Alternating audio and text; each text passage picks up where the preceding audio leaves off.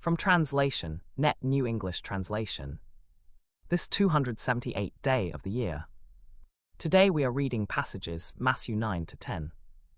Matthew chapter 9, verses 1 to 41. So he got into a boat, crossed over, and came to his own town.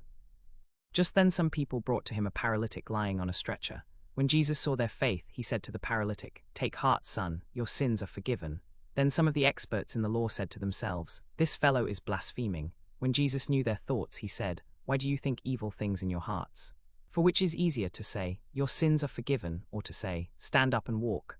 But so you may know that the Son of Man has authority on earth to forgive sins." Then he said to the paralytic, "Stand up, take your stretcher, and go home." He stood up and went home.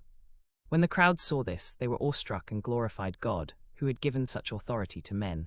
As Jesus went on from there, he saw a man named Matthew sitting at the tax booth. He said to him, "Follow me," and he got up and followed him.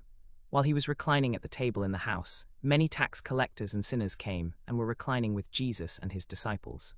When the Pharisees saw this, they said to his disciples, "Why does your teacher eat with tax collectors and sinners?"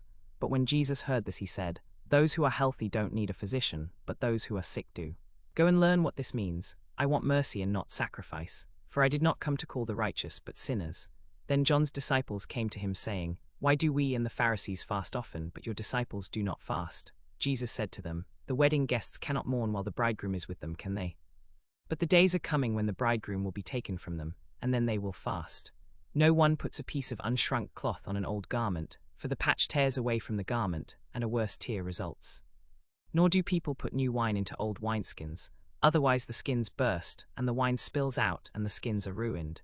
Instead they put new wine into fresh wineskins, and both are preserved." While he was saying these things, a ruler came and knelt before him and said, "My daughter has just died, but come and lay your hand on her and she will live." Jesus got up and followed him with his disciples. Just then a woman who had been suffering from a hemorrhage for 12 years came up behind him and touched the edge of his cloak. For she thought, "If I can just touch his cloak, I'll be made well." But Jesus turned and saw her and said, "Take heart, daughter. Your faith has made you well." And the woman was made well from that moment. When Jesus came to the leader's house and saw the flute players and the crowd who were making a commotion, he said, "Go away, for the girl is not dead but asleep." And they began to ridicule him. But when the crowd had been put outside, he went in and took her by the hand, and the girl got up. News of this spread throughout that whole region. As Jesus was saying these things, a leader came and knelt before him, saying, "My son is down in Capernaum, lying in bed, seriously ill." Jesus said to him, "I will go and heal him." But the leader replied, "Lord, come down to my house, for I have a son who is a minor and is severely troubled in spirit. Often he falls into fire and often into water. I brought him to your disciples, but they were not able to heal him." Jesus replied, "You unbelieving and rebellious generation, how long will I be with you? How long will I put up with you? Bring him here to me." So Jesus rebuked the demon, and it came out of the man. From that moment the man was healed. Then the men who had been demon-possessed went out and told everywhere what had happened to them and about the men who had been healed by him. When Jesus came to the other side, to the region of the Gadarenes, 2 demon-possessed men coming from the tombs met him. They were so violent that no one could pass that way. They cried out, "Son of God, leave us alone. Have you come here to torment us before the time?" Now a large herd of pigs was feeding some distance from them. The demons begged him, "If you drive us out, send us into the herd of pigs."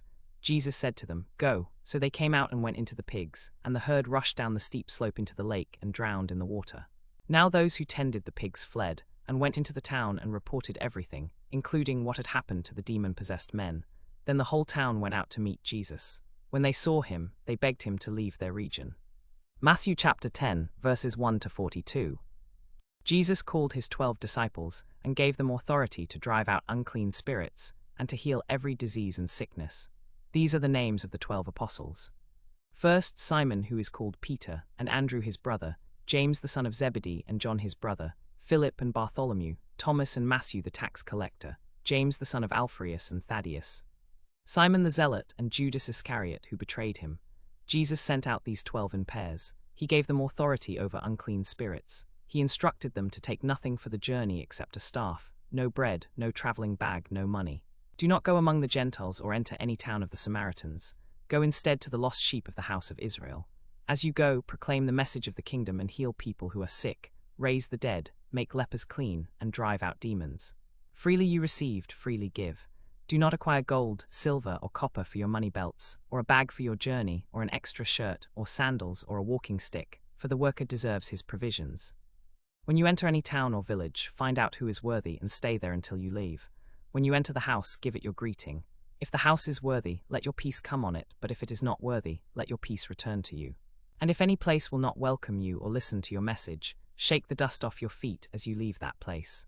I tell you the truth, it will be more bearable for the region of Sodom and Gomorrah on the day of judgment than for that town. See, I am sending you out like sheep surrounded by wolves, so be wise as serpents and innocent as doves.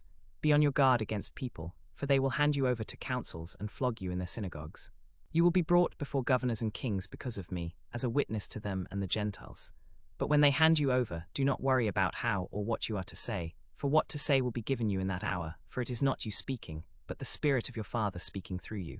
Brother will betray brother to death, and a father his child, and children will rise against parents and have them put to death. You will be hated by everyone because of my name, but the one who endures to the end will be saved. But when they persecute you in one town, flee to the next, for I tell you the truth, you will not finish going through all the towns of Israel before the Son of Man comes. A disciple is not greater than his teacher, nor a slave greater than his master. It is enough for a student to be like his teacher, and a slave like his master. If they have called the head of the house Beelzebul, how much more the members of his household? So do not be afraid of them, for nothing is hidden that will not be revealed, and nothing hidden that will not be made known. What I tell you in the dark, say in the light, and what you have heard in private, proclaim from the housetops. Do not be afraid of those who kill the body but cannot kill the soul. Instead, fear the one who is able to destroy both body and soul in hell. But aren't 2 sparrows sold for a penny? Yet not one of them falls to the ground without your Father's consent. And even the hairs of your head have all been counted. So do not be afraid, you are worth more than many sparrows. But everyone who acknowledges me before people, I will also acknowledge before my Father in heaven. But whoever denies me before people, I will also deny him before my Father in heaven. Do not think that I have come to bring peace to the earth. I have not come to bring peace, but a sword. For I have come to set a man against his father, and a daughter against her mother, and a daughter-in-law against her mother-in-law, and a person's enemies will be the members of his household.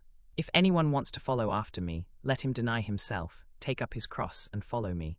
For whoever wants to save his life will lose it, but whoever loses his life because of me will find it. The one who receives you receives me, and the one who receives me receives the one who sent me. The one who receives a prophet because he is a prophet will receive a prophet's reward, and the one who receives a righteous person because he is a righteous person will receive a righteous person's reward. And whoever gives even a cup of cold water to one of these little ones because he is a disciple, I tell you the truth, he will never lose his reward.